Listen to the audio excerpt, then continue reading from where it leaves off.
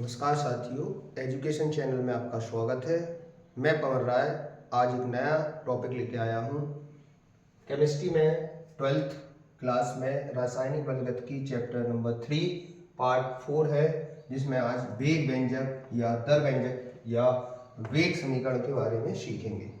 पिछले 3 टॉपिक को YouTube पर अपलोड कर दिया गया है, तो आप उन वीडियो को देखिएगा और फिर इस वीडियो पर आइएगा। चलिए इस क्वेश्चन को समझते हैं। तो वेग व्यंजक क्या कहलाता है, ध्यान से समझिएगा। सपोज एक अभिक्रिया है ए प्लस बी से कोई उत्पाद बन रहे हैं। एक रासायनिक समीकरण है। इस समीकरण में जो कैपिटल ए और बी है वो अभिकारक है, और जो स्मॉल ए और बी है वो उन अभिकारकों के गुणांक हैं, जिनको स्टोइकियोमेट्रिक गुणांक कहते हैं। अब इस अभिक्रिया के लिए वेग व्यंजक कैसे लिखा जाता है, ध्यान से समझिएगा।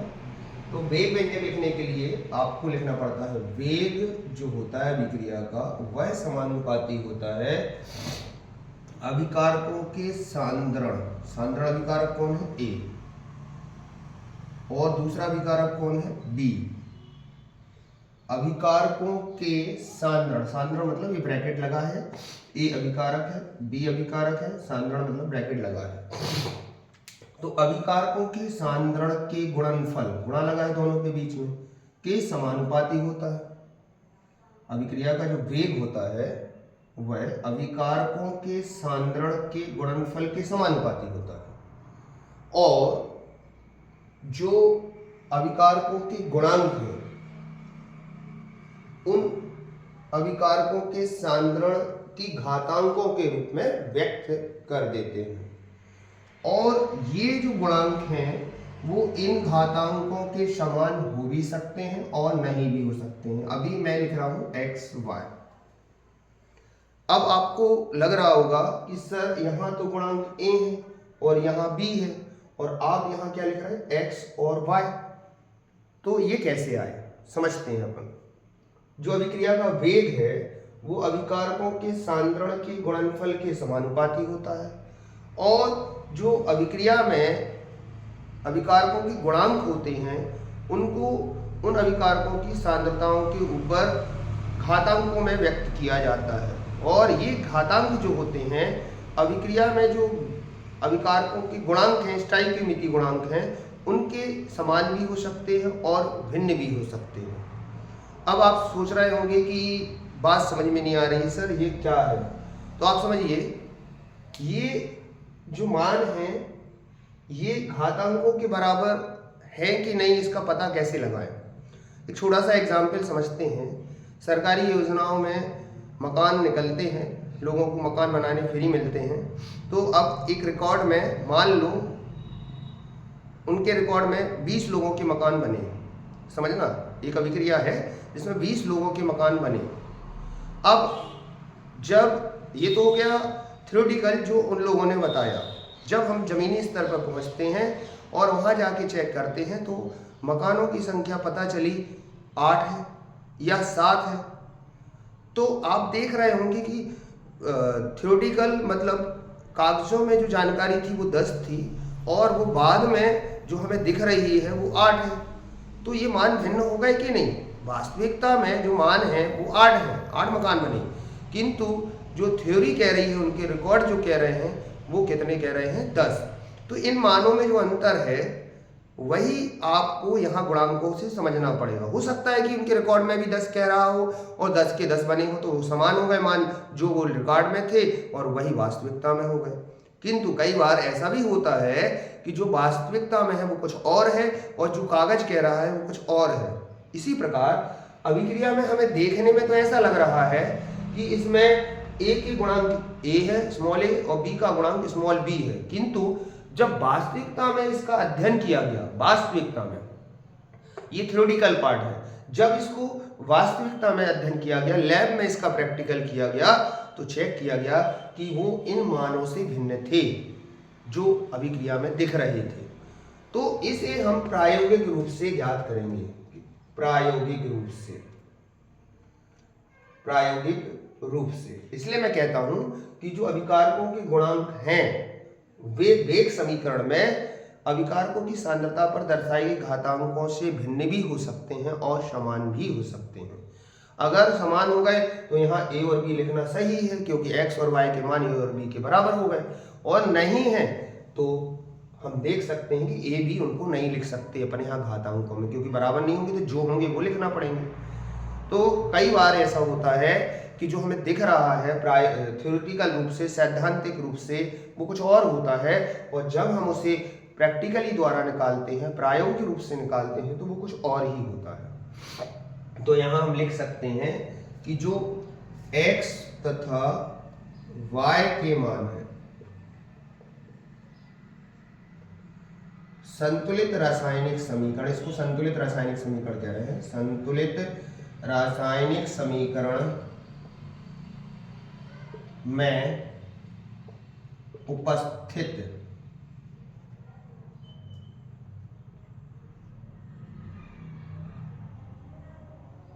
स्टाइक्योमेट्री गुणांक,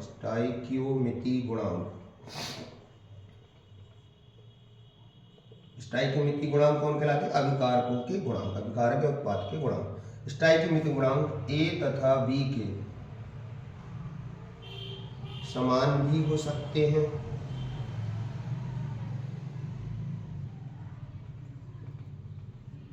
अथवा भिन्न भी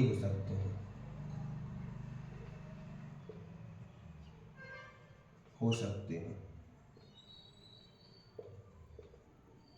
ये डिपेंड करता है कि आपने जो अभिक्रिया कराई है वो प्रायोगिक रूप से कराई है या केवल सैद्धांतिक रूप से देखा है।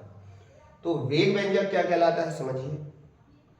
किसी अभिक्रिया का जो वेग होता है वो अभिकारकों के सांद्रण के गुणनफल के समानुपाती होता है, तथा उनके जो गुणांक होते हैं वो उनकी घातांकों के रूप में व्यक्त किए जाते हैं। किंतु ये गुणांक संतुलित रासायनिक समीकरण में उपस्थित गुणांकों के समान हो भी सकते हैं और नहीं भी हो सकते हैं। ऐसे समीकरण को वेग समीकरण कहते हैं। परिभाषा लिख सकते हैं अपन, पहले इसको हल कर लेते हैं। हल करेंगे तो क्या आएगा? वेग बराबर समानुपाती का चिन्ह हटेगा तो एक नियतांक आएगा, के ले लेते हैं, साथ में a की पावर x और b की पावर y। तो इस व्यंजक को कहते हैं वेग व्यंजक। ये जो व्यंजक निकल के आया, सूत्र निकल के आया, इसको कहते हैं वेग व्यंजक। और ये जो k है इसको कहते हैं स्थिरांक, दर स्थिरांक, दर स्थिरांक या वेग स्थिरांक, वेग स्थिरांक कहते हैं। ध्यान रहे, इसको कहते हैं वेग स्थिरांक। हम आपसे कहें कि वेग व्यंजक की परिभाषा लिखिए, तो वेग व्यंजक क्या होता है समझिए। वेग व्यंजक किसी रासायनिक समीकरण में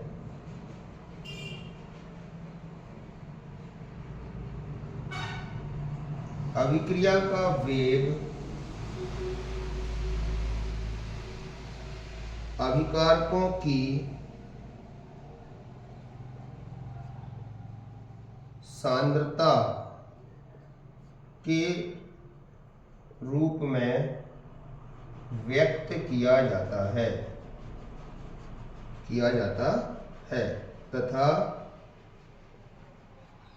तथा जो अभिकारकों के गुणांक होते हैं, तथा अभिकारकों के गुणांकों को घातांक के रूप में व्यक्त किया जाता है, जबकि इसे कैसे ज्ञात किया गया हो? जबकि इसे प्रायोगिक रूप से ज्ञात किया गया हो, प्रायोगिक रूप से ज्ञात किया गया हो, जबकि इसे प्रायोगिक रूप से ज्ञात किया गया हो। तो आपको समझ में आ रहा होगा कि किसी रासायनिक समीकरण में अभिक्रिया का वेग अभिकारकों की सांद्रता के रूप में व्यक्त किया जाता है तथा अभिकारकों के गुणांकों को घातांकों के रूप में व्यक्त किया जाता है, किंतु ध्यान रहे ये कैसे ज्ञात किया गया हो, प्रायोगिक रूप से ज्ञात किया गया हो। तो ये तो संतुलित समीकरण में उत्पन्न लिखे हुए अभिकारकों के गुणांक हैं, और जो x y लिखे हुए हैं ये प्रैक्टिकली रूप से लिखे गए हैं। जैसा कि मैंने अभी उदाहरण बताया था कि एक सरकारी योजना में अगर 20 मकान बने हुए हैं और कागजों में 18 मकान ही दिख रहे हैं, कागजों में 20 मकान दिख रहे हैं, और जब जमीनी स्तर पर अपन गए तो 16 या 17 मकान ही दिख रहे हैं, तो वो 4 कहाँ गए। तो ये अंतर जो होता है ये किसके कारण होता है, सैद्धांतिक और प्रायोगिक रूप से।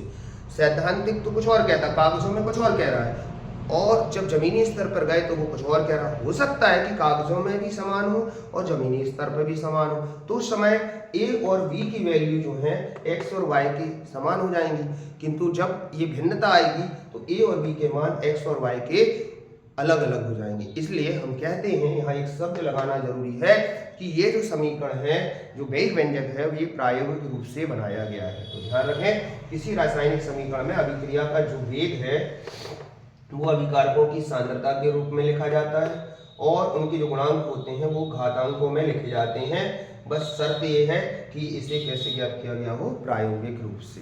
जब प्रायोगिक रूप से आप निकालेंगे तब ही ये सही निकलेगा। थ्योरेटिकल देख के पता लगाएंगे तो ये हमें ए बी दिखेंगे, और ए भी आप डेफिनेटली कह रहे हैं ए भी होंगे तो वो गलत है। हो सकता है बराबर हो जाए और हो सकता है डिफरेंट भी हो, तो इसी कारण से इसको कहते हैं वेग व्यंजक। तो सबको समझ में आ गया होगा कि वेग व्यंजक बनाने के लिए क्या लिखूं, अभिक्रिया का वेग लिखूं, समानुपाती का चिन्ह लगाओ, अभिकारक लिख दो, सांद्रण के रूप में लिख दो, और गुणांकों को घातांकों में लिख दो। किंतु ध्यान रहे ये ए बी जब हम प्रैक्टिकली रूप से निकालेंगे तो ये ए बी ही निकलने चाहिए, तब यहाँ ए बी लिख सकते हैं। किंतु हो सकता है ए बी के मान प्रायोगिक रूप से कुछ और निकल के आ जाए, तो उस समय हम ए बी नहीं लिख सकते, एक्स वाई लिखेंगे। इसलिए हमने एक बात लिखी यहाँ, एक्स वाई के मान संतुलित रासायनिक समीकरण में उपस्थित स्टोइकियोमेट्रिक गुणांक ए बी के समान भी हो सकते हैं अथवा भिन्न भी हो सकते हैं। ठीक है, तो ये हो गया वेग व्यंजक। अब इसमें एक चीज आ रही है जिसको दर स्थिरांक या वेग स्थिरांक कहते हैं, और इसकी परिभाषा भी क्वेश्चन में कभी कभी पूछ लेती है कि जो वेग स्थिरांक है वो क्या होता है। तो यदि हम क्या करते हैं, सुनो, ए और बी के मान को एक एक रख दें, मतलब अभिकारकों ये और बी क्या है, अभिकारक की सांद्रता कितनी रख दें, इकाई रख दें, इकाई रख दें, तो क्या बनेगा ये सूत्र बताओ, वेग बराबर, आप लोग खुद देखिए, वेग बराबर के, और अभिकारकों की सांद्रता एक रख देते, एक की घात x और एक की घात y, एक की घात कितनी भी हो वो एक ही होता है, तो यहाँ बन जाएगा 1 × 1। यहाँ हमने अभिकारकों की सांद्रता एक रख दी, तो एक की पावर कितनी भी हो एक ही आएगी, तो वेग बराबर हो गया k। तो यहाँ से हम k की परिभाषा देंगे, k क्या है, k को हमने क्या कहा था, दर स्थिरांक। तो दर स्थिरांक किसके बराबर होगा बताओ, दर स्थिरांक या वेग स्थिरांक क्या कहलाता है बताओ, वेग स्थिरांक। यहां हम कह सकते हैं कि जो वेग स्थिरांक है क्या है, k, और k को कैसे परिभाषित करेंगे हम, सुनो, किसी अभिक्रिया का वेग स्थिरांक, k को अपन वेग स्थिरांक कह रहे हैं, किसके बराबर, उस अभिक्रिया के वेग के बराबर होता है जिनके अभिकारकों की सांद्रता इकाई है। दर स्थिरांक क्या है, किसी अभिक्रिया का दर स्थिरांक या वेग स्थिरांक उस अभिक्रिया के वेग के बराबर होता है जब अभिकारकों की सांद्रता कितनी हो, इकाई हो, एक रख दो इनकी जगह, तो ये के वेग के बराबर हो जाता है। अभिकारकों की सांद्रता इकाई होने पर वेग स्थिरांक अभिक्रिया के वेग के बराबर हो जाता है, यही इसकी परिभाषा है। तो सबको समझ में आ रहा होगा, के की परिभाषा अपन आसानी से बना सकते हैं, जिसको वेग स्थिरांक कहते हैं। तो वेग स्थिरांक की परिभाषा बना लेते हैं, क्या होगी बताओ, देखो वेग स्थिरांक क्या होगा, यहां से देखो, k किसके बराबर वेग के, तो किसी अभिक्रिया का वेग स्थिरांक किसके बराबर है, उस अभिक्रिया के वेग के बराबर होता है, वेग के बराबर होता है, उस अभिक्रिया के वेग के बराबर होता है जिनके अभिकारकों की सांद्रता, जिनके अभिकारकों की सांद्रता इकाई हो या एक हो। तो यहां से हम वेग स्थिरांक की परिभाषा को बता सकते हैं कि वेग स्थिरांक क्या है। तो वेग स्थिरांक क्या है? ये k है, गति स्थिरांक बोलते हैं। किसके बराबर? विक्रिया के वेग के बराबर। कब है? जब अभिकारकों की सांद्रता इकाई है। अब आपसे कोई पूछे कि वेग स्थिरांक जो होता है, वेग स्थिरांक, उसकी इकाई क्या है? उसकी इकाई, तो हम इकाई कैसे बताते हैं वेग स्थिरांक की? तो वेग स्थिरांक की जो इकाई है उसको हम किसी एक अभिक्रिया के लिए नहीं बता सकते। अलग अलग अभिक्रियाओं के लिए वेग स्थिरांक की इकाई अलग अलग होती है। ध्यान रखें, फिर से सुनिए। वेग स्थिरांक की जो इकाई है, k की जो इकाई है, वो अभिक्रिया के वेग, मतलब किसी एक अभिक्रिया को देख के नहीं निकाल सकते। अलग अलग अभिक्रियाओं के लिए ये अलग अलग है। तो उसको ज्ञात करने के लिए, k की इकाई ज्ञात करने के लिए कुछ हम तरीका बताते हैं कि अगर जो वेग स्थिरांक की इकाई है वो अभिक्रिया की कोटि पर निर्भर करती है, अभिक्रिया की कोटि, अभिक्रिया की कोटि पर निर्भर करती है, निर्भर करती है। अब आपका सर कोटि क्या है? तो कोटि को समझते हैं अपन यहाँ। देखो कोटि, तो पहले फिलहाल आप ध्यान रखिए कि अभिक्रिया का जो वेग स्थिरांक है वो किस बात पर निर्भर कर रहा है? अभिक्रिया की कोटि पर। और कोटि क्या चीज है अपन उसको देखते हैं। हर अभिक्रिया के लिए, अलग अलग अभिक्रिया के लिए वेग स्थिरांक की इकाई, k की इकाई अलग अलग होती है। अब वो कैसे फाइंड की जाती है उसको अपन चेक करने वाले हैं। फिलहाल आप देख लीजिए कि जो अभिक्रिया की कोटि पर निर्भर करता है कौन? वेग स्थिरांक। और वेग स्थिरांक के लिए अपन को अभिक्रिया की कोटि पता होनी चाहिए, तब हम वेग स्थिरांक की इकाई निकाल सकते हैं। तो आई होप आपको ये समझ में आ रहा होगा कि वेग व्यंजक क्या है और वेग व्यंजक में जो वेग स्थिरांक आता है वो क्या है, और उसकी इकाई हम अब सीखने वाले हैं। तो आप सभी इसको नोट कर लीजिए और चाहे तो इसका स्क्रीनशॉट ले लीजिए।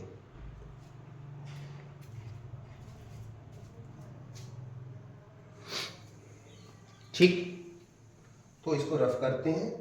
अब हम सीख रहे हैं कि जो अभिक्रिया की कोटि है वो क्या चीज है और इसमें हम वेग स्थिरांक की इकाई कैसे निकाल सकते हैं। देखिए,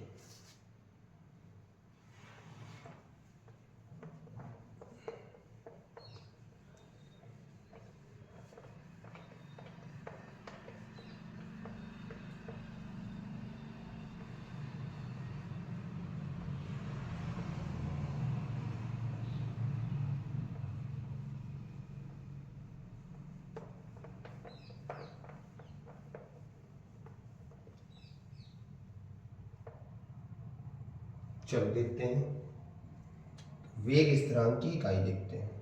सबसे पहले अभिक्रिया की कोटि समझा देते हैं। अभिक्रिया की कोटि,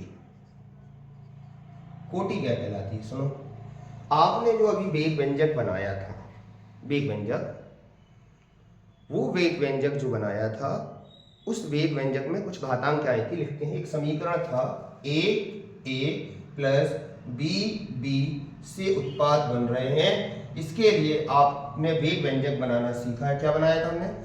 वेग बराबर एक स्थिरांक आता है k, अभिकारकों को सांद्रता के रूप में लिखते हैं और गुणांकों को घातांकों के रूप में लिखते हैं। फिलहाल क्या आप कह रहे हैं कि a और b लिखना चाहिए?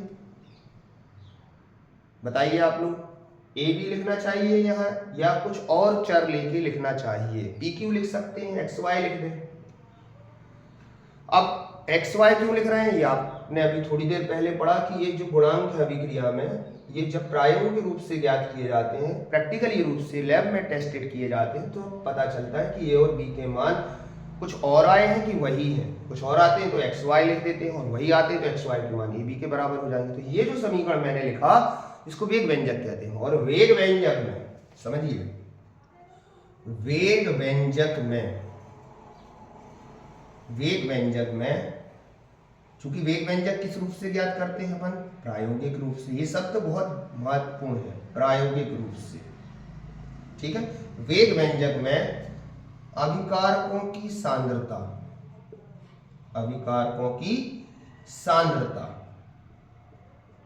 पर दर्शाई गई, अभिकारकों की सांद्रता पर लिखी गई घातांकों का योगफल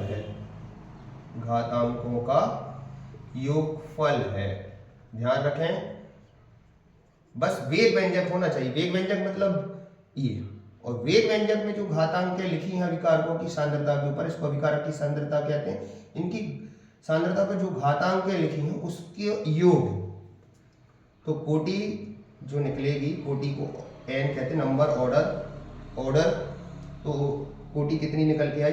x प्लस वाई। अभिकारकों की सांद्रता पर दर्शाई गई घातांकों का योगफल अभिक्रिया की कोटि कहलाती है। वेग व्यंजक में अभिकारकों की सांद्रता पर दर्शाई गई घातांकों का योगफल अभिक्रिया की कोटि कहलाती है। बस ध्यान रखें, इसे कहां से ज्ञात किया गया हो? प्रायोगिक रूप से। चूंकि वेग व्यंजक प्रायोगिक रूप से निकलता है, तो इसी में दर्शाई गई घातांकों का योगफल अभिक्रिया की कोटि कहलाती है। ध्यान रहे, ये ए बी के मान एक्स वाई के बराबर हो भी सकते हैं और नहीं भी हो सकते हैं। इसका निर्धारण प्रायोगिक रूप से किया जाएगा। तो ये कोटि कहलाती है, अभिक्रिया की कोटि कहलाती है। और अभिक्रिया की कोटि आपने सीखा कि वेग स्थिरांक की इकाई अभिक्रिया की कोटि पर निर्भर करती है। अब मान लो ये एक्स वाई के मान, उदाहरण के लिए अभिक्रिया है 2a plus 2b 1b, 2a plus b से उत्पाद बन रहा है और प्रायोगिक रूप से ये अभिक्रिया लिखी है। प्रायोगिक रूप से मतलब ये जो मान है अभिकारकों के गुणांक, ये अभिक्रिया में नहीं लिखे, ये टेस्टेड है, मतलब प्रायोगिक रूप से ही निकले हैं। समझ के लिए यहाँ लिखा रहता है प्रायोगिक रूप से है अभिक्रिया।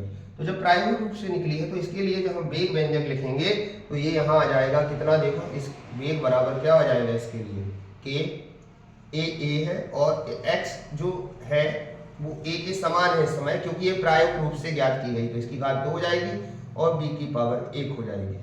तो यहाँ से अगर हम कोटि निकालेंगे तो घातांकों का योगफल आ जाएगा 2 और 1 3, तो अभिक्रिया की कोटि आ जाएगी 3। अब 3 अगर आती है तो उसके लिए वेग स्थिरांक की इकाई कितनी है? 2 आती है, इसका योगफल 2 आता है। मान लो यहाँ 1 होता है, यहाँ 1 होता, 2 आता, तो 2 जब योगफल आता है, मतलब जब कोटि 2 आती है तब उसकी इकाई क्या होती है? जब कोटि 1 आती है जब उसकी इकाई क्या आती है? और जब शून्य होता है दोनों जगह, तो योगफल शून्य आ जाए तब कोटि क्या होती है? कोटि शून्य आ जाए तब उस वेग स्थिरांक की इकाई क्या होती है, उसको निकालने का तरीका समझते हैं। तो आपको कोटि का मतलब समझ में आ गया होगा कि अभिक्रिया की कोटि क्या है। वेग व्यंजक में अभिकारकों की सांद्रता पर दर्शाई गई घातांकों का योगफल है। वेग व्यंजक प्रायोगिक रूप से निकलता है, तो इसमें जो घात लिखी रहेंगी उसका योगफल अभिक्रिया की कोटि कहलाएगा। तो मैं आपसे पूछ रहा हूं कि एक वेग व्यंजक है, वेग व्यंजक, और इस वेग व्यंजक में आप लोग बताइए कि अभिक्रिया की कोटि क्या है। वेग बराबर के a की पावर 1/2 और b की पावर 1 या फिर 1, ठीक है। और आपसे कहे कोटि बताओ, तो कोटि बराबर, ये चूंकि वेग व्यंजक लिखा है और वेग व्यंजक में कोई भी शक करने की आवश्यकता नहीं है, क्योंकि ये प्रायोगिक रूप से निकलता है। प्रायोगिक रूप से निकलता है तो ये जो घातांक है प्रायोगिक रूप से निकली है, ये अलग नहीं होंगी, ये सेम नहीं होंगी, क्योंकि वेग व्यंजक हमेशा प्रायोगिक रूप से निकलता है। तो उन्होंने कहा है कि वेग व्यंजक है, वेग व्यंजक मतलब इनकी घातांक प्रायोगिक रूप से लिखी गई है। कोटि हो जाएगी घातांकों का योगफल, तो कोटि बराबर हो जाएगा 1/2 + 1, ठीक है। इसको हल कर लो, तो 2 1 + 2 3/2, ये आ गई अभिक्रिया की कोटि। तो कोटि निकालना आसान है, घातांकों का योगफल ज्ञात कर लीजिए, घातांकों का योगफल कर दीजिए, तो वो आपका अभिक्रिया की कोटि कहलाएगी। अब यहाँ एक बात हमने बोली थी कि जो वेग स्थिरांक की इकाई है वो अभिक्रिया की कोटि पर निर्भर करती है। तो बताओ सर, ये कोटि आ गई, चलो हमें पता चल गई कोटि, अब इसकी इकाई बताओ। ये कोटि पता चल गई, इसकी इकाई बताओ। सीखते हैं इकाई कैसे निकालते हैं, ठीक है। इसको नोट कर लीजिए, कोटि समझ में आ गया होगा सबको, इसको नोट कर लिया।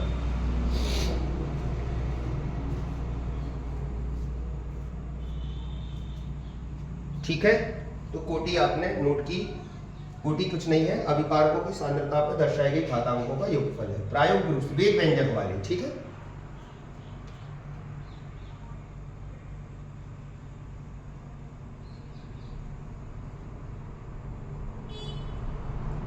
अब हम जो आपको सिखाने वाले थे कि जो दर स्थिरांक है उसकी इकाई क्या होती है, तो इकाई निकालने के लिए आपको कोटि का पता होना चाहिए। तो आपने एक बात सीख ली है कि जो अभिक्रिया का वेग है वो k और अभिकारकों के सांद्रण के समानुपाती। मान लो ये अभिक्रिया AA से उत्पाद बन रहा है, ध्यान से समझना, AA से उत्पाद बन रहा है और इसका वेग व्यंजक लिखना है, तो वेग बराबर k a की पावर, अब ये प्रायोगिक रूप से है तो a लिख देंगे, और अगर सैद्धांतिक रूप से a लिख देंगे, और प्रायोगिक रूप से है तो जो निकल के आएगी वो लिखेंगे।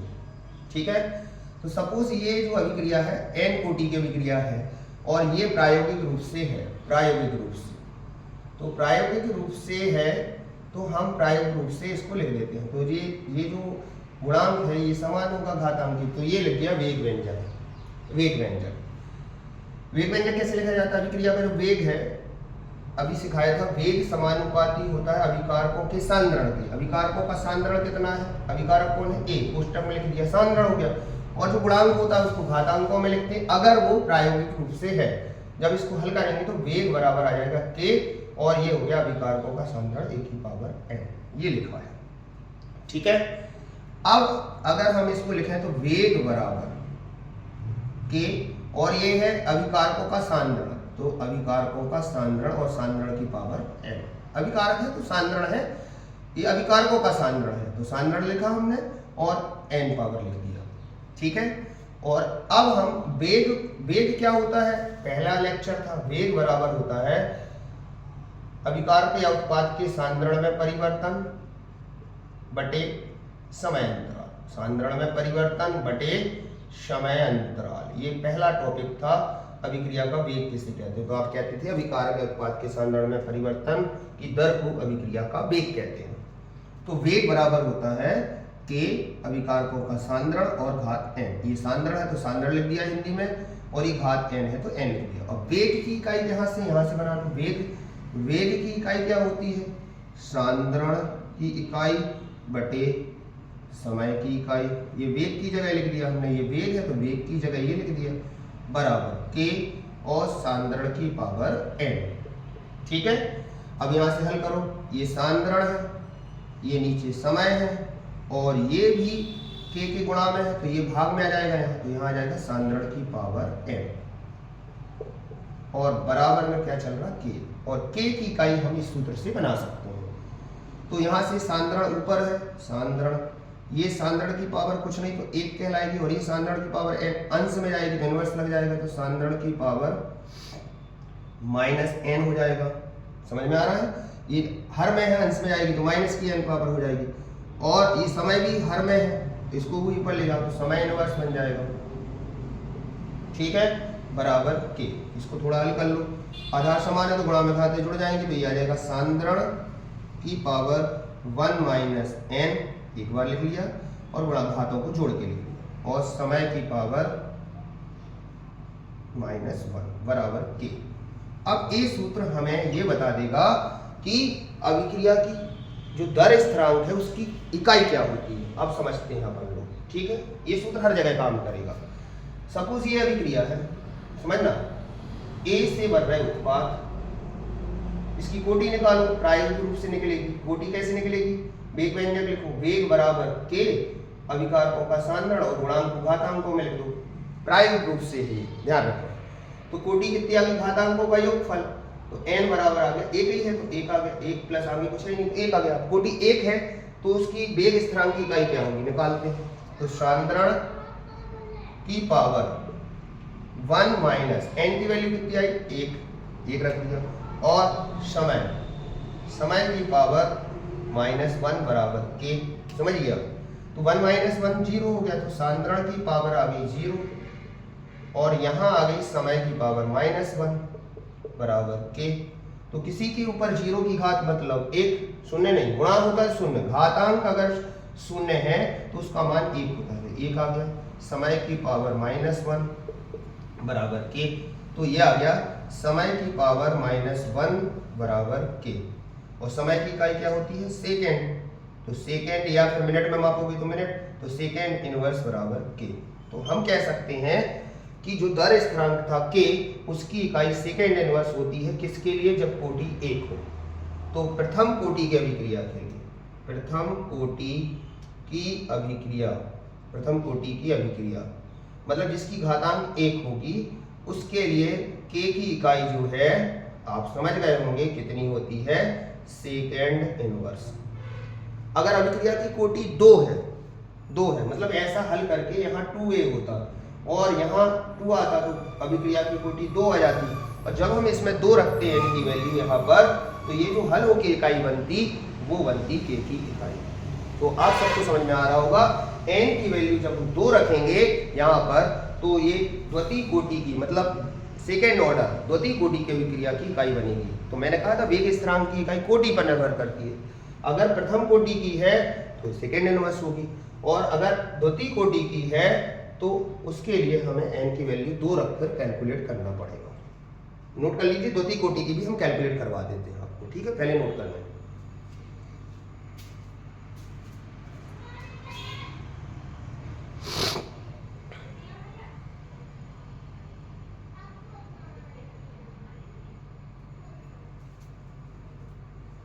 चलिए द्वितीय कोटि की और निकलवा देते हैं। तो आप किसी भी कोटि की निकालना है तो बस n की वैल्यू निकाल के वेग व्यंजक से और उसको इसमें रख दीजिए। चलो द्वितीय कोटि की निकाल के दिखाते हैं। सपोज ये समीकरण है, 2a से उत्पाद बन रहा है, तो इसके लिए वेग व्यंजक कैसे बनेगा? ये लिख दिया मैंने, वेग बराबर के a की पावर 2। तो अभिक्रिया की कोटि आ गई 2। अब 2 रखो इसमें, तो सांद्रण देखते जाइए, सांद्रण 1 - 2, ठीक है?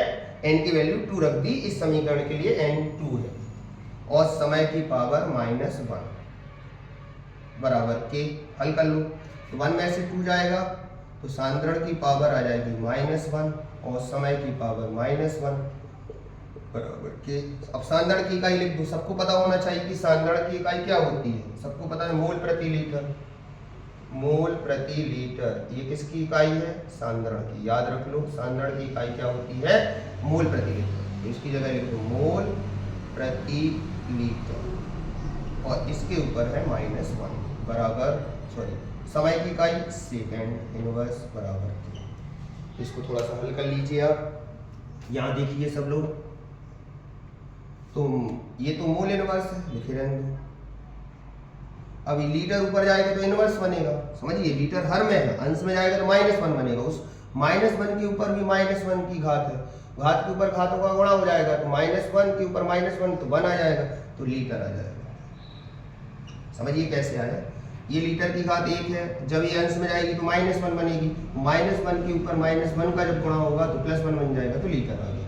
और मोल इनवर्स तो है, तो मोल इनवर्स, ये लीटर इनवर्स ऊपर आएगा, उसके ऊपर -1 है, तो -1 का गुणा होगा तो +1 हो जाएगा, तो लीटर और सेकेंड इनवर्स बराबर के। तो ये जो इकाई निकल के आई, ये कौन सी कोटि की है? द्वितीय कोटि की, n बराबर 2 के लिए। तो आपको मैंने कहा था ना कि वेग स्थिरांक की इकाई किस पर निर्भर करती है? कोटि पर। कोटि पता चल जाए तो हम इकाई का पता बता सकते हैं कि कौन सी कोटि के लिए अभिक्रिया की इकाई कौन सी। शून्य रखना है, शून्य कोटि की है तो यहाँ n की वैल्यू 0 रख दीजिए। प्रथम कोटि की अभिक्रिया, पहले कोटि पता करो, प्रथम कोटि की अभिक्रिया है तो n की वैल्यू 1 रख दो। द्वितीय कोटि की अभिक्रिया है तो 2 रख दो। कोटि कैसे पता करेंगे? वेग व्यंजक दिया रहेगा, वेग व्यंजक प्राइम रूप से दिया है तो इसके लिए वेग व्यंजक के लिए ऐसा बनाते हैं, वेग बराबर के, और जो अभिकारक यहाँ लिखते हैं गुणांकों की घातांकों में लिखते हैं। इस के की इकाई बनाने के लिए कोटि का पता होना चाहिए। कोटि पता चल गई 2, यहाँ 2 रख दीजिए, तो आंसर जो आएगा द्वितीय कोटि की अभिक्रिया होगी। तो इस प्रकार से हमें अभिक्रिया की कोटि के द्वारा वेग स्थिरांक की इकाई का पता लगा सकते हैं। तो आज आपने सीख लिया कि दर स्थिरांक की इकाई कितनी होती है। तो वो दर स्थिरांक की इकाई फिक्स नहीं है, वो किस पर निर्भर करती है? कोटि पर। और कोटि पता चल जाए तो इस तरीके से हम कैलकुलेट कर सकते हैं कि वेग स्थिरांक की इकाई क्या है। तो आई होप ये आपको टॉपिक समझ में आया होगा। नेक्स्ट वीडियो में हम इसके बाद अणु संहिता पढ़ेंगे और कुछ आभासी एक अणु का अभिक्रिया पढ़ेंगे जिसको छद्म कोटि की अभिक्रिया कहते हैं। तो इस प्रकार की वीडियो देखने के लिए हमारे चैनल पर बने रहिए और चैनल को सब्सक्राइब कीजिए, लाइक कीजिए, कमेंट कीजिए और आगे की वीडियो देखने के लिए मेरे चैनल पर बने रहिए। धन्यवाद।